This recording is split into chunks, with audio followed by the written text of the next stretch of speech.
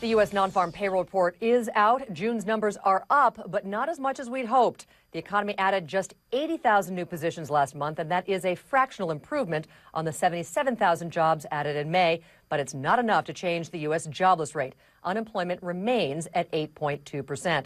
Let's take a look at how those numbers compare to previous months. Highest number of jobs added since March, but very slight improvement on May's figures. It's still a long way off the kind of numbers we were seeing at the start of the year. And keep in mind that we need to see a growth of about 250,000 jobs per month in order for the unemployment rate to come down to about 6%. And frankly, that could take years. For more on what's behind these latest figures, I'm joined by John Sylvia, Managing Director and Chief Economist at Wells Fargo. John, how disappointing was this number? Clearly, it was below expectations, which were for about 95,000 to 100,000. This marks the third month in a row that we've seen these kind of dismal numbers. Well, I think your perspective is quite right, because you have seen a slowdown since the first quarter. And if you look at the second quarter job gains, they're about 75,000, so they are very disappointing. The unemployment rate seems really sticky at 8.2 because it's pretty much been there for the last 4 months or so. So you kind of get a sense that in economics and politics, what you get relative to what you expect defines your sense of happiness, and this is disappointing because we're not getting what we had hoped for or expected. What can happen now over the next 4 months? Obviously, this is the countdown to the election in November.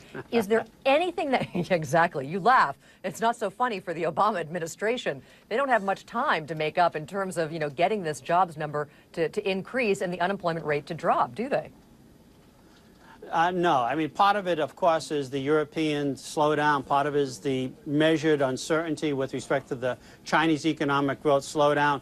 I think a lot of firms have pretty much settled into 1.5%, 2% growth for the U.S. economy. But I think the one thing that really is outstanding is the level of uncertainty on policy with respect to the fiscal cliff. And here I think both the Democrats and the Republicans may be able to do something with respect to the fiscal cliff that may take away some of this uncertainty in the economy and improve the job picture. But I don't think there's any, pulling a rabbit out of the hat here in terms of monetary and fiscal policy is going to make all that much difference in the next 5 or 6 months.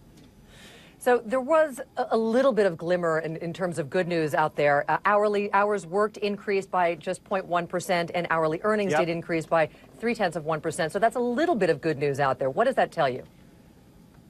Well, the importance about the average hourly earnings combined with the job gains tells me that personal income for the American consumer is going to improve, and that is a real positive. And on top of that, Felicia, you also get the lower gasoline prices, so the real income for consumers will also improve. And if you look carefully at the employment numbers, you'll notice leisure and hospitality jobs turn positive, and that suggests to me that the employers are seeing some improvement in terms of vacation spending, going out to restaurants, discretionary spending by some consumers. So those are very good signs.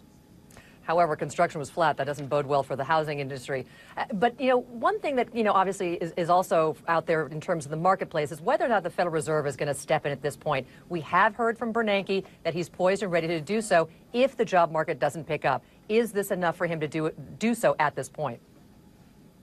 No, I don't think so. I think we're just 1 or 2 months away from having just enough evidence that we're really stuck at this point. I suspect that Chairman Bernanke is looking at some of the better data. Jobless claims have come down. As I mentioned, the price of gasoline has come down. That he's looking at the third quarter numbers to really determine what the next Fed move is. So it's more likely to be perhaps at the September meeting that the FOMC does decide to move with perhaps a quantitative easing.